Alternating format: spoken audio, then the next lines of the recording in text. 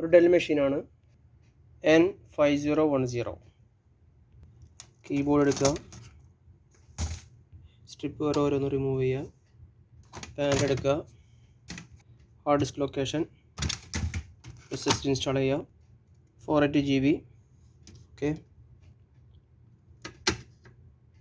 Hard ഡിസ്കിൻ്റെ screw full cover ചെയ്യുന്നതിന് മുമ്പ് തന്നെ അടിയിൽ നിന്ന് സ്ക്രൂ ചെയ്യുക.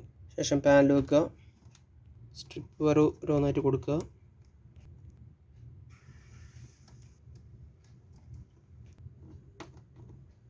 കീബോർഡ് വെക്കുക, കീബോർഡ് നിന്ന് ഇറക്കി നേരെ പുഷ് ചെയ്യുക. മെമ്മറി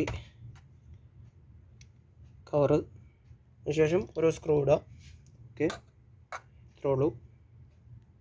ഒരു ഡെൽ N5010 അപ്ഗ്രേഡ് ചെയ്യുന്നതിൻ്റെ പ്രൊസീജിയറാണ് പറഞ്ഞത്. ഓക്കെ, ഈ വീഡിയോ കണ്ട് ഇഷ്ടപ്പെട്ടാൽ ലൈക്ക് ചെയ്യാനും ഷെയർ ചെയ്യാനും മറക്കരുത്. Okay, thank you.